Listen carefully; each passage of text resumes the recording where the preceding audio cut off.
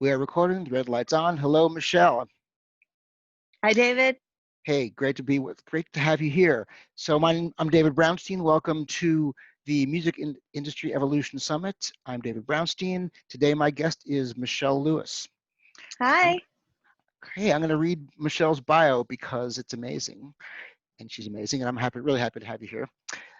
Michelle Lewis is a New Yorker now, based in Los Angeles, where she is a singer, songwriter, composer, and highly visible music creators' rights advocate. That's great. From her early career as a recording artist signed to Irving Azoff's Giant Records, to her first radio hit Shares, A Different Kind of Love Song in 2002, to the 2014 worldwide #1 single Wings by the British group Little Mix, Ms. Lewis brings authenticity, musicality, and heart to a diverse array of projects. One more sentence here. For the last decade, Ms. Lewis has branched out into the world of songwriting for animated television, most notably as a Peabody Award-winning composer of all original music for Disney Junior's hit show Doc McStuffins, an Emmy Award-winning songwriter of the beloved Nickelodeon series The Loud House. Welcome, Michelle Lewis. Hi. Hi. Hi. So before we get into our real topic today, I want to ask you, what was your first musical influence? What started the music inside of you and made it start coming out? I am a second generation music person. My parents are both professional musicians. So I was genetically enhanced. And what was the genome that they enhanced for you with? They enhanced me with the ear, I think. The ear. Yeah, the ear. Like I think I heard a lot of really deep pocket swing, as a 2-year-old. So I had no choice. So maybe what's the first song or artist or thing that you loved or were singing from your crib or that people remember you were singing as a... Yeah, it's gonna sound so snotty. It's like I would swing my favorite things. I would swing the Peter and the Wolf. Oh yeah. Peter and the Wolf, that was one of my influences as well. I Yeah. hadn't thought about that in a while, right? Yeah, but I would swing that when I was singing it. I would sort of like in my head, sing it like a little, like a little jazzy version of Peter and the Wolf. That's great. That's great. Cool. So here's one of the reasons I always like talking to you, and I learn a lot from our conversations, but I really wanted to, since we're in this pandemic music industry world, post-pandemic music industry world, the road is off limits now. We're not touring, we're not gigging. So there's more of a focus on things that we can do from home, from our computer. And songwriters have often gotten the short shrift of the financial piece. And especially now we're streaming more and listening to more online, but songwriters have had a tough time. There have been structural legal reasons why songwriters have not been compensated. And it's a really big, long, complicated history lesson that we're not going to deeply get into today, although maybe there's a talk from Dina on consent decree or someone. But Yeah. this is my long way of saying, you're founder of Sona, Songwriters of North America. Tell us what that is about and tell us what that's about and what brought you to that. So the long story short is I was an artist in the 90s. Like I sort of pursued the artist thing, all the while writing songs and sort of pitching songs through my publisher at the time. And then when 9/11 happened, actually, because it's interesting to find the connections between like 9/11 and the pandemic now, how these big sort of societal shifts kind of have these effects, in ways that you don't think about till afterwards. But when 9/11 happened, my husband and I were living in New York City at the time. All of our sort of touring work dried up. Like it was like we were both on the road. We were both, like he was touring with Leanne Rimes at the time. I was promoting an album, and that just like, shut down. Like it was all over. and the sort of both of us had like these sort of side hustles, or we were both kind of also making a living as, do studio work and production and writing for other people. So instead of like we were looking to buy something, and we were looking to buy in Brooklyn. Instead of looking to buy in Brooklyn, we started looking in Los Angeles, and the other Brooklyn. Brooklyn or LA. Yeah. Right. I mean, it was like, looking back, it was part of a mass exodus, which Yeah. I don't think we realized at the time. Yeah. We found a really cute place in Laurel Canyon, and we moved thinking it was going to be temporary, but everybody was moving out here at the time. It was easier to have a studio in your backyard. It was like living in New York was hard, like it was definitely still living like a college student. And so it was like a little more space, that time and space continuum thing of having like time in a car to marinate on song ideas, things like that. I feel like that was really inspiring. And then just sort of like letting the artist dream die, and not getting on it. Yeah, ultimately, I hated I was over getting in a van. So like just kind of like putting that aside. How long were you a touring artist? About 8 years. Wow. Like I started around 20, Okay. 20, like 20 through, like it was like 90 to 98. I was touring, like at the end of college and stuff. So, I moved here in 2001. So sorry, like 2001 to like 91 to 2001. Yeah, 91 to 2001. So, and then I started having like my first singles with other people. Like I had a single that I wrote for myself come out around the same time as my first single that was with Amy Grant. And like, again, like the sort of comparing like how much work I had to do for my own single as compared to how much work I didn't have to do for the Amy Grant single. She got to do it. And then I had a single a year later with Cher, and I was like, oh, it has some dignity to it that I don't have to. So you enjoyed being the writer, not necessarily the artist. Is that what you're saying? Yeah.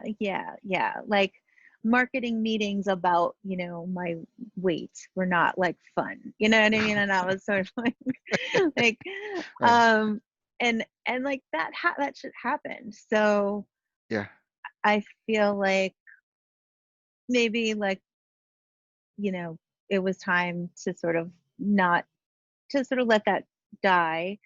And I miss performing for sure, but my favorite part always was the inception of the idea and the creation of like, it was always a studio brat. So just being like I've never had that kind of like look at me ego thing to any of this. It's always been like I just do music. That's just what I do. What's your definition of a studio brat? I was born and raised in the studio. My parents are both studio musicians, so Is that where you feel at home? Is that where you feel most at home in some way? Yeah, completely. And also being able to sort of like genre jump. You're not beholden to.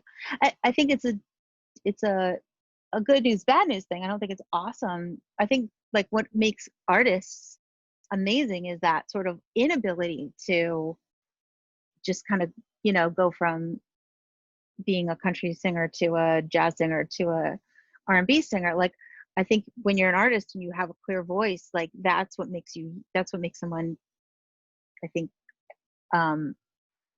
great as an artist, like not being able to just kind of do everything.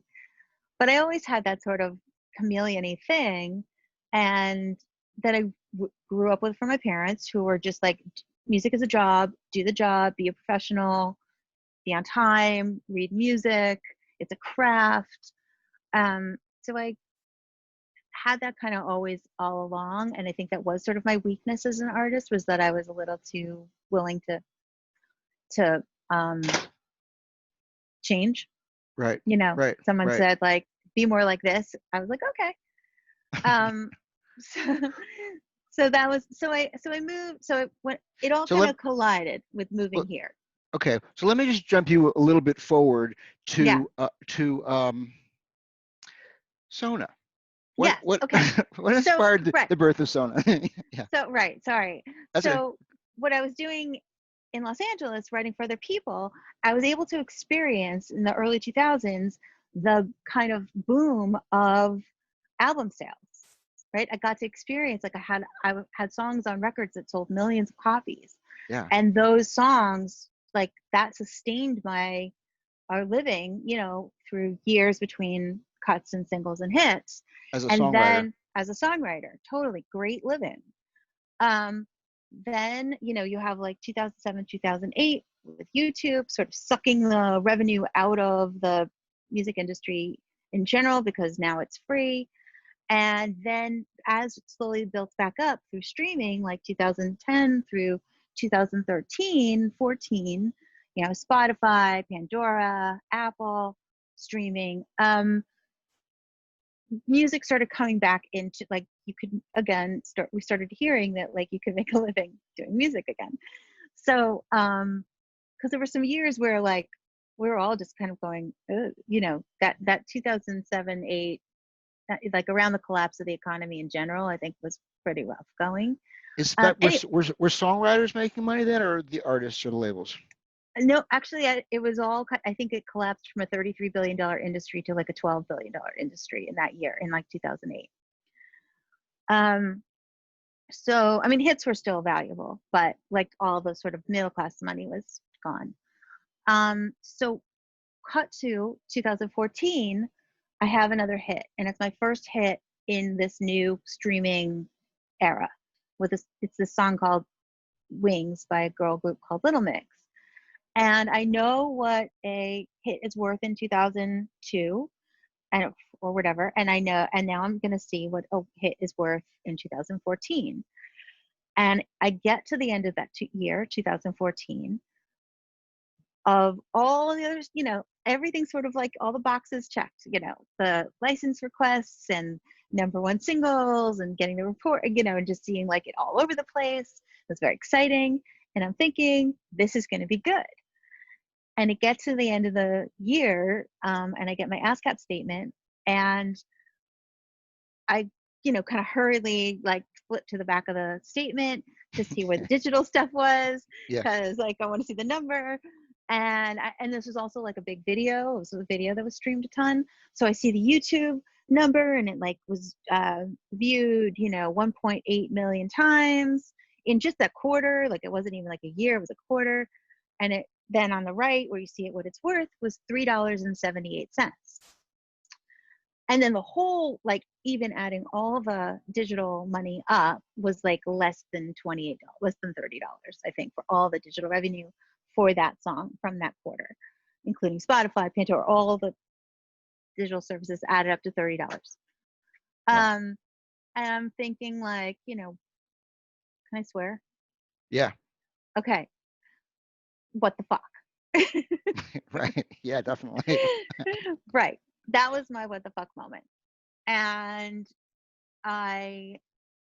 so instead of just kind of stewing over it and kind of thinking it was me, it was around, like, holiday time. So I compared notes with my friend Shelly Piken, and I was like, do you have the same thing? And Erica Nuri, who was there at the time, I saw her and I was comparing notes with her.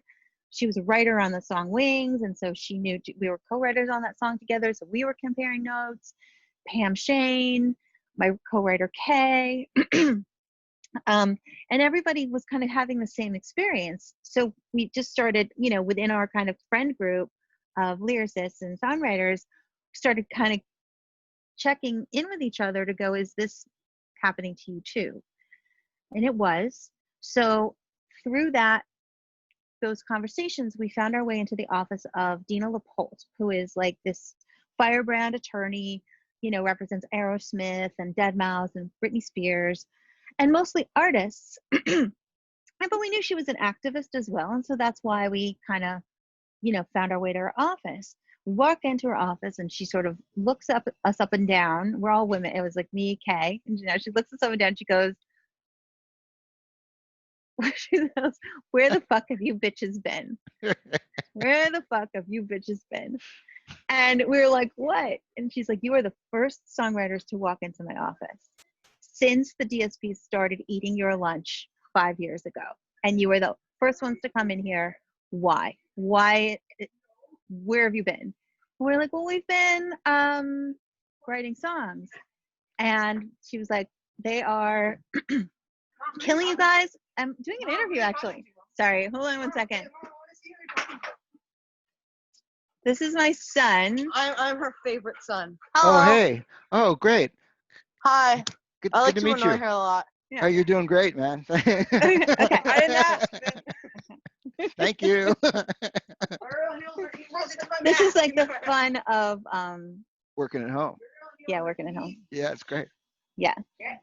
So, and having a 13-year-old, being Yeah, quarantined with a 13-year-old. So, anyway, So you're in Dina, you're in Dina's office, yeah, right? we're in Dina's office getting yelled at. Yeah. And she, proceeds to tell us about consent decrees, the, 20-year-old, or at the time, like years old, Digital Millennium Copyright Act, which hadn't been updated to reflect streaming, which was, passed into law before the iPod even existed. And she was just like, you are, a songwriter's income is 75% regulated. You are the most regulated industry in the United States. Just like, and you're getting killed. Like, you have to do something about this. At the end of the 2-hour meeting, our jaws were on the floor and we were like, we have to tell our friends. And she was like, well, how many friends do you have? And we're like, I don't know, like 100. And she was like, great. And so a couple months later, we got United Recording Studios, 100 of us or so in the room. And Dina just, did the same thing she did with us, which was, read us, just schooled us on all this stuff, all these regulations that were hampering our ability to make a living. And Sona was born. I mean, we were just like, okay, we're gonna fight. We did look around to see like who else was doing this. Do we have to start our own thing? Maybe we could pile on somebody else. But unique, like I think the Los Angeles songwriter culture is sort of unique. Definitely different from like the Nashville thing. Hard, like had its own challenges. How so? In what way is it different or unique? I would say it's more diverse. It's more, it's harder to collective. It's harder to, we're more spread out. So it's harder to rally. A lot more women. Probably a little less like set in its networky fit. Like I feel like the awesome thing about Nashville is that it's all like everybody knows each other and they care about each other and they're going to fight for each other. Harder to get that sense of community here. So, but because we started as a friend group, I think that's what kind of got it going. It's like we were friends. So we care about each other and it was small, it was 10 of us. That really, started this ball rolling. But then it did sort of do that viral thing of like, and then they told friends and they told friends. And now we are over like well over 600. Wow. That's amazing. So I've heard you describe Sona as an advocacy group, and it's not exactly a lobbying, but it's kind of like that. It's you and Sona are looking at how can songwriters' rights be represented literally in Congress, right? Literally Exactly. getting laws changed so Exactly. that money can flow to songwriters in ways that it has not kept up with technology and 100-year-old laws and 20-year-old paradigms of streaming, right? Exactly. We're not negotiating for our rates in a free market. We're regulated by Congress and by the Department of Justice through these consent decrees that kind of keep us, I call it rate court jail.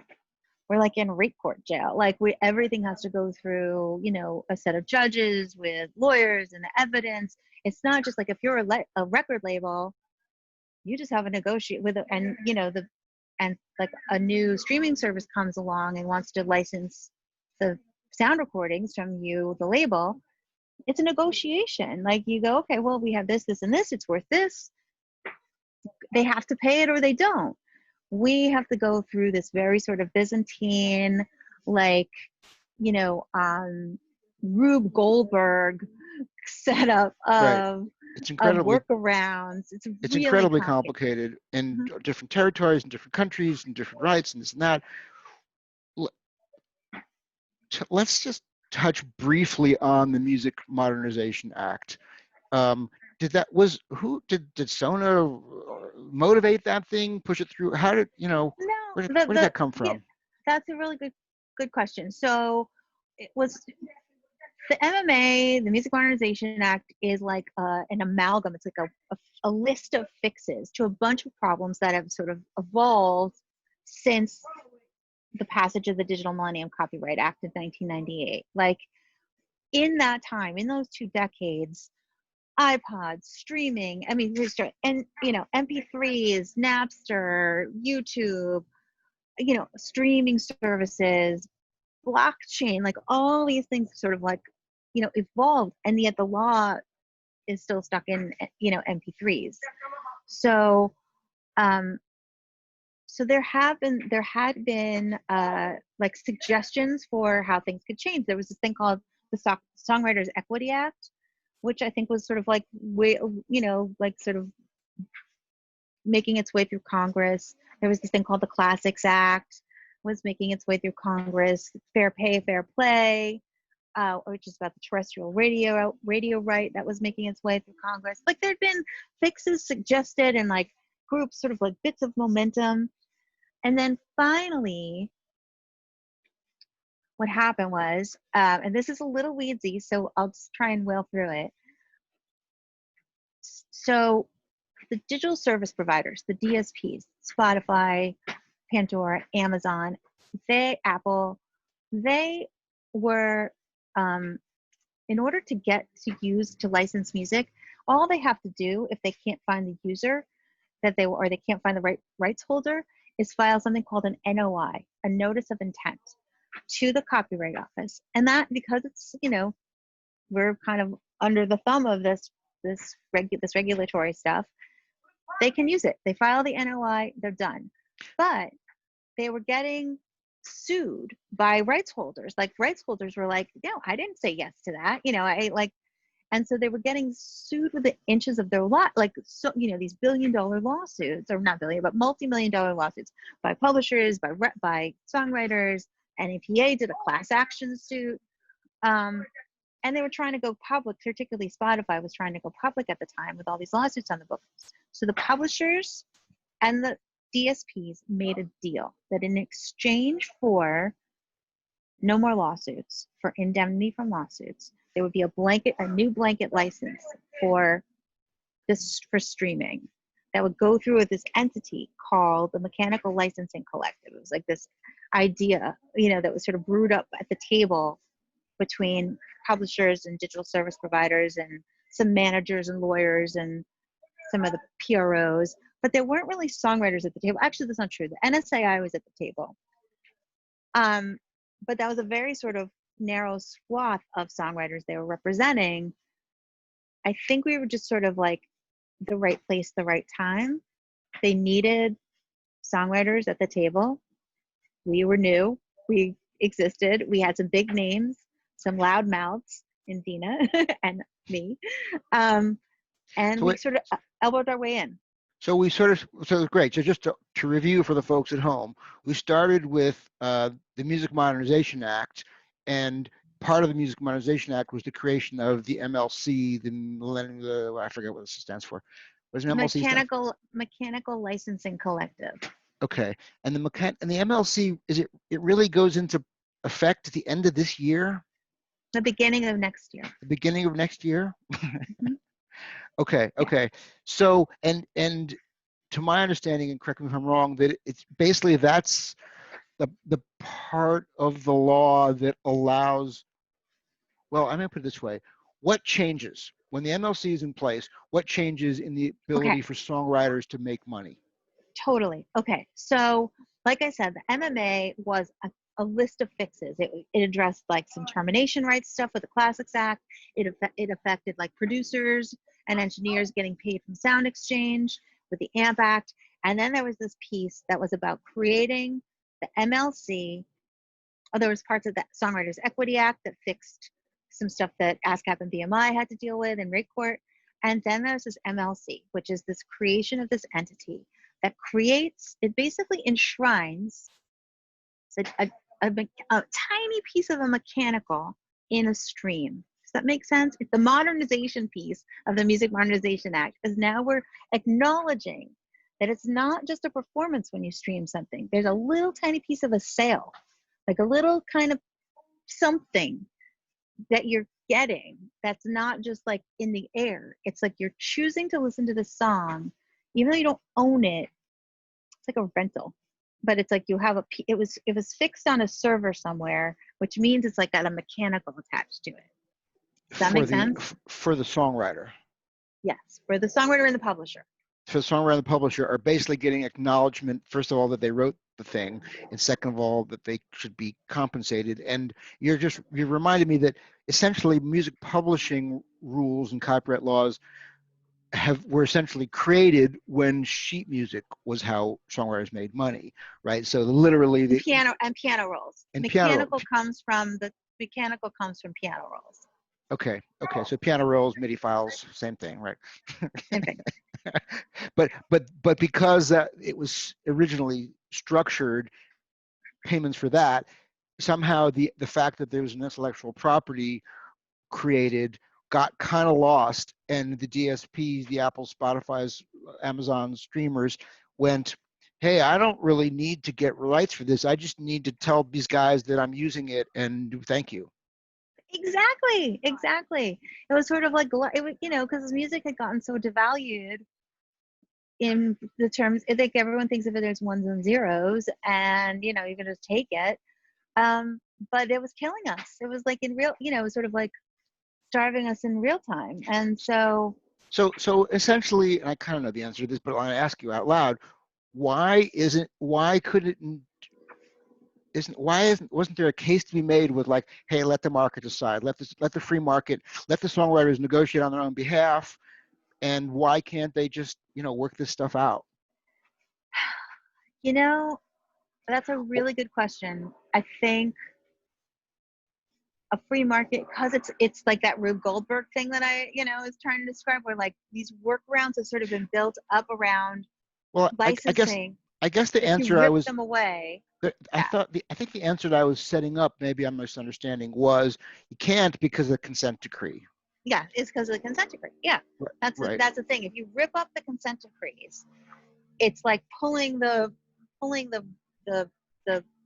structures out from under the bridge that's holding the bridge up, and everything could become that like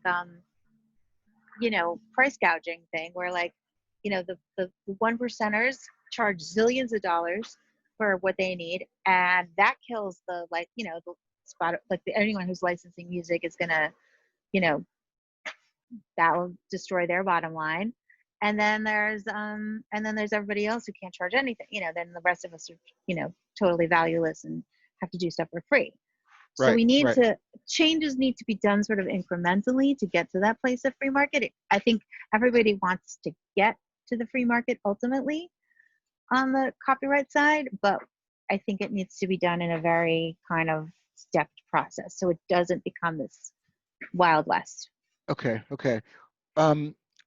So let's just go to simplify. What's going to happen? What do songwriters need to do by the end of this year to take advantage of the changes that happened at the beginning of next year? A good question too. So, so we've been so gaslit to think that like what we do is this magical this magical mystical thing that, and if you get paid it's sort of lucky, and like mailbox money, just magical fairy money just like arrives in your mailbox or in your bank account, and you're lucky if you get it. So there's actually and because it's so Byzantine, the way to get it, I think it's easy to believe that it does seem like funny It money. it just shows Yeah, up it in my just bank shows up. account. Right, it just shows up. And if you start following these, 0.000, percentages of pennies and how they add up, it's like pages and pages of statements, microtransactions, really hard to follow. But the key to monetizing your work starts at like correctly registering. So making sure that like the stuff you write has your fingerprint on it. So whatever that code is or whatever metadata that is attached to your work that needs to get the money from the subscriber at Spotify to your bank account, there's a trail of codes that kind of lead that way. And so with this new right, with like the streaming mechanical right, same deal. Like in order for that money to get from Spotify to the MLC to you, you have to like make sure everything's registered properly. And it's almost like a little bit of a reset. They're getting money from, they're getting data from Harry Fox, which has a lot of the mechanical data anyway. But it's incumbent upon us, the songwriters, to make sure that data is correct and add any new data, fix data, add new data, and get our shit in there right. So one of you led a panel at the ASCAP conference a few years ago that I heard, and Desmond Child was on the panel. And what I came away from after that one was, okay, I really need to get my IPI together. Make sure I have my IPI that I can use and register. And that's the one thing that's the through line that's tracked almost everywhere. And if I learned one thing that whole ASCAP conference, it was like, get my IPI act together. Yes. What is an IPI, and is that still true? Yeah, it is. That's your right. That's your writer number. So that's you. Your IPI is you, right? That's your writing. That's you as a songwriter. You as a music creator. So anything so then each new thing you create is going to have its own code. Whether it's it's ISWC, right? Is the code for the work. You want to connect your IPI, make sure your IPI is connected with anything. I'm sorry, is the IPI the writers or the publishers, or is it a human code? I think this is an Abby question, but I think the IPI is what you get for, when you sign up with ASCAP or VMI or CSAC or GMR. When you sign up with a PRO, so you get an IPI. So every song that a songwriter writes, once we do a split sheet and register it, it should always have your individual IPI number. That way it can be tracked throughout the digital world. Is that exactly? And publishers do actually have their separate. They have a separate code attached to them. I think it's IPIs as well. But so if you sign a publishing, if you're self-published, then you have your own publishing code and your code. And if you're not, then you have your code and your publisher will be. And actually, that is one of the things that a publisher is supposed to do for you, is register your work correctly. Okay.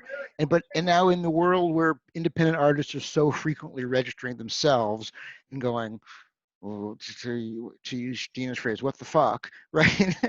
Like, how do I do this thing, and what does it mean? And there's so many things to do, and it's kind of complicated. And one of the things I've heard from so many of the Sona meetings is, well, songwriters don't get it together. You just got to register your stuff. It's the black box. If you don't have it has 100%, you're all going to be screwed. And songwriters going, well, I wrote this with 3 people. I get 33, and she gets 33, and he gets 34. So because there's all these places where it can screw up, right? So how do we simplify? And I mean, obviously that's the wrong question. What are some small things that we can focus on that songwriters who are registering for the first time, who's got a band in someone's garage, can go, okay, we're 4 people, we're all going to split this evenly. What do we do to make sure we're getting paid properly? Right, because you're the band in the garage and you're going to put your stuff up on SoundCloud. Maybe even like get attention, from Spotify or whatever. Just from the songwriting and publishing side, forgetting about the masters now. Let's talk about the songwriting side. Right. You're going to sign up with. Well, I said that because you have to have a fixed, you have to have a sound recording that's actually getting played somewhere in order to sign up for a PRO. Like Oh, really? Okay. like yeah, like you can't. I don't think. Well, maybe BMI Okay. if you've just And signed so up, but I think and SoundCloud is considered a legitimate place to say I'm being distributed. Okay, that's great. I didn't know that. yeah. And so then you bring that, those songs, those titles, your you register, you choose a publishing company name. Mine is Wannabyte Music, and that was my first one. And I, went out to the ASCAP website. I like typed that in, my name, a couple of bits of information, and then you wait for your name to clear, and then you get an IPI, and then you start registering your songs. And you can go on the ASCAP or BMI websites and sort of see what what information you need. It's generally like who the other writers are, if they have publishers. If they don't, you put in their own self-published information. It's probably about 8 to 10 pieces of information I think you need in your first sort of Okay. foray. Well, and so I don't know if there's a simple version then. So before the MLC goes into effect in early next year, Mm-hmm. is there something that artists, songwriters need to do differently, or is it just get your act together, or is there some new shift that's required because of this? I think the portal is going to be open to the public very soon. I think you can go on the MLC website now and sort of cruise through it a little bit. But Why? I think Why would we do? What would we do once we're there? I think you just learn about what it, you can learn about what it does. Like you can learn about the right itself, the history of how it came to be. I think from what I see, from what I've seen from the site, it's getting built pretty quickly, and it's up and running now. It's just the portal isn't open. So does a songwriter go there to register themselves, or to see if they're in it, or to learn stuff? So do you know about Sound Exchange? Yeah, but tell me again. So Sound Exchange is like it's like the record label side. It's the sound recording side it's like the sound recording corollary to the MLC. So if you're a performer, if you're an artist and a performer, and your voice or your instrument or your production is affixed on a sound recording, that exists now. So you can kind of check that, like the registering within Sound Exchange is sort of the equivalent of what it's going to be like to register for the MLC. It's like your identifying information to make sure that it's you, and then you can claim money that's in Sound Exchange, that's sort of been acquired by Sound Exchange on your behalf. And it's going to be sort of the same thing for the MLC. So if I've registered, I'm with BMI, if I've registered my songs through BMI and through the copyright office, and let's say, and through my distributor, which one of my CDs was CD Baby and one some are through AWOL, it will somehow, if all's going right, it will show up. It will show up. Well, then you go to the, when it launches, you go to the MLC portal, you put your information in. I think I'm not sure what codes it's going to require, but it's probably going to be like your IPI, your publishing company stuff.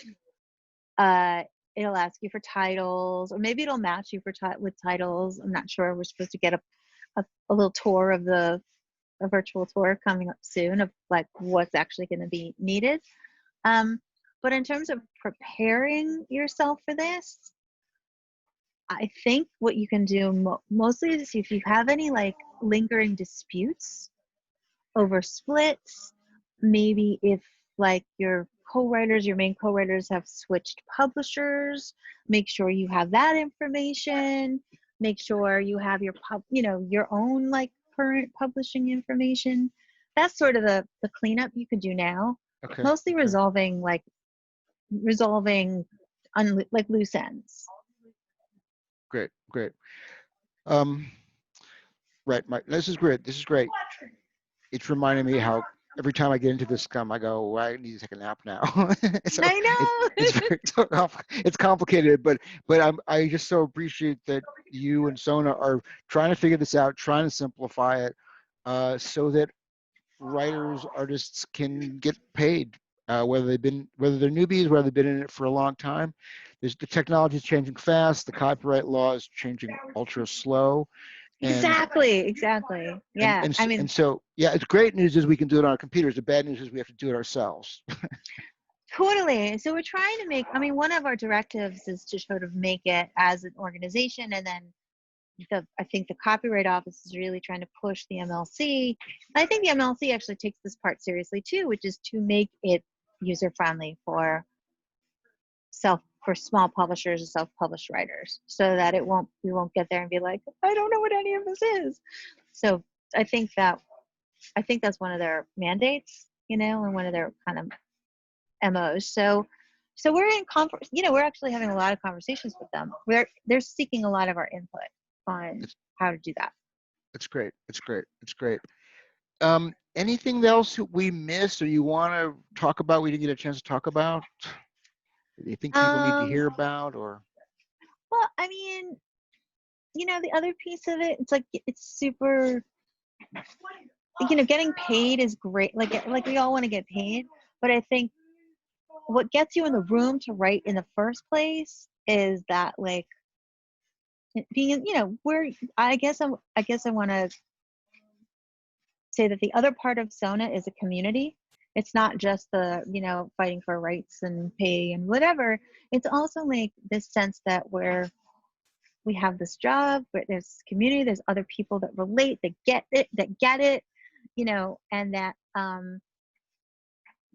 I think if we can start thinking of each other as like, like a group of workers, like the way, any kind of like people who do the same thing for a living have that sort of empathy for each other, the more we can be empathetic, because that, I think, ultimately being able to link arms on like things like healthcare and like getting health insurance together, or like holding up a bar for like not doing shitty deals, like not selling our writer share, keeping our writer share separate. I think that's all really important.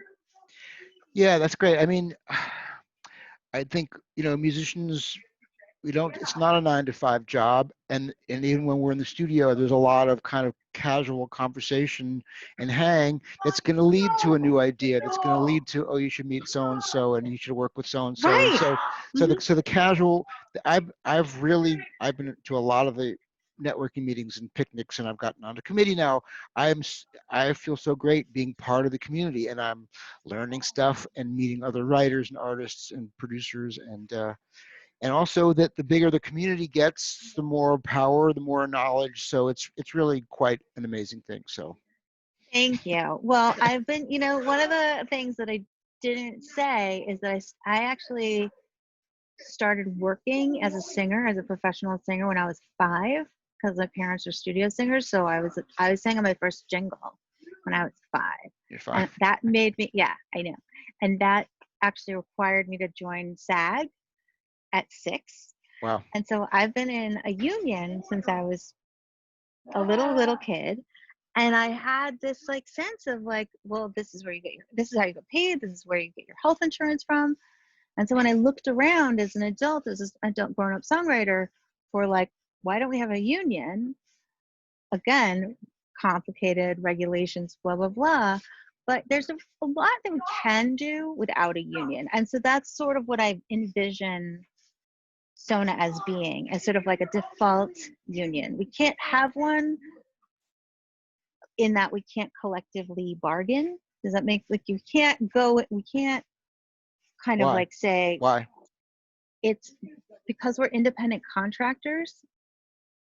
And when too many independent contractors talk about money, it's looked at as like by antitrust. It's like an antitrust violation. It's like rate setting or rate fixing. Wow. It's so Okay. weird. I know that we have that. Like, it's such bullshit, to be honest. Like, Okay. I've never talked about rates with another songwriter. Like, that's the funny thing. I've never like sat there with my, aside from like my, Right. when we were noticing how shitty we were getting paid by Spotify, we did say like, that's bad, but we never said the number. Like, we never, no, I've never had a conversation about rates with another songwriter. It's bullshit. Right. Yeah. Well, yeah, but there's something about, it's something about coming together to learn these things and support each other in this strange little bit. There's a screenwriters union, there's a TV writers union. Mm-hmm. And they're similar. That's actually very similar. The Screenwriters Union, the Animation Guild, they're independent, they're independent writers who actually are allowed to collectively bargain, but they got in before the 1984 Reagan era National Labor Relations Board ruling that they basically unionized before this ruling in 1984 that independent contractors cannot collectively bargain. I was going to say, wow. Yeah. So one of those things actually, and I will say, I guess, because it's okay now to say this, is fuck that. Like, why not get that overturned? I feel like there's now some stomach to look at that ruling and kind of go, does that really apply anymore? Is that really a thing? Well, you were saying, I remember talking to you about the vote for the MMA and how was it 434 to 1 or something like that? You had not just bipartisan support, but seriously bipartisan support. You told me why that was. Could you just share that? Yeah, because everybody gave a bit to get something. It was the classic politics, where everyone was going to get something from this deal. The key was getting the digital services on board. As long as they weren't on board, as long as they were going to lose from this, they had representatives in Congress that were going to block the bill. So getting them to get something out of this was the key. And as soon as they participated in the negotiation and realized they were going to win from this, meaning they weren't going to get sued anymore, they were going to be able to, we're going to have a much more frictionless licensing system that would work for them and for us. There were definitely opposition. Opposition arose, but because we had the momentum of this coalition, we were able to sort of like knock down all that opposition just one by one. Whatever came up, everything that sort of threatened to tank the bill was, okay, here's a new negotiation. What do you need? Let's get it done. Right. Shame publicly, like outwardly, Blackstone is, bad. And well, I think one of the things I learned from observing what you guys were doing was, it went from like, this will never change to, oh my gosh, it changed. Yes. And you guys were roaming the halls of Congress with your guitars and your meetings and your clipboards and going and shaking hands and singing a song or two and somehow you made an impact on the business and the songwriters' lives. And music is a bipartisan issue. Copyright tends to actually, Republicans are stronger on copyright protection than Democrats. Because it's viewed as a property right. And so that live free or die, it's my stuff, really applies to copyright. So we had some really strong supporters on the Republican side. Yeah, you told me it was called the Orrin Hatch bill, right? You said he was a songwriter at one point. Mm-hmm. Yep. Mm-hmm. Amazing. So music cuts through the whole world. Trump signed it into law. Yeah. So a great miracle happened here. A great miracle happened here. Yes. As we say in some tables. Yes, exactly. So you're gonna. I forgot what your free gift is. What is our free gift download going to be today? Do we know? Oh yeah, it's gonna be our sort of, it's like basically our education, our sort of 101. It's like songwriter rights 101. So all these like words that I've been using, like mechanical right and licensing and the writer share and the sound recording, all that kind of like blah blah blah. It's kind of broken down in this resource that we have on our website that you have to be a member to be able to use it as a PDF or like to get it as a PDF. So we have that for you as a PDF, a shareable PDF. That's beautiful. That's great. It's a great resource. When people ask me basic questions, I often refer to that to try to answer them. So this will be a really great resource. Good. And I Good. encourage everybody, if you want to, check out Sona and become part of the movement. Become part of the movement. We need shower uppers. We need like this voice that we have, this like, you know, collective voice of songwriters, like weighing in on things that affect us is new. It's not like we've always had it. So as we get louder, I think we are able to get more stuff. We're able to pull back, you know, some of the losses that we incurred over the last few years, and you know, maybe even get a few gains. Yeah, I think so. I think it's great. It's great. Well, so folks, on the summit, I would like to know your questions and thoughts. Or what did you learn? What do you want to know more of? You can post things on the Facebook group. Maybe we'll be able to get Michelle in for Q&A on the Facebook group to answer more questions about big picture, little picture, and stuff like that. So Michelle Lewis, thank you so much for being with us today. I really appreciate your time. So happy to be here, David. It's really fun. It's great. It's great. All right, I'm going to try to find the end button, the stop button, and we'll see you guys all on the Facebook group. Thanks.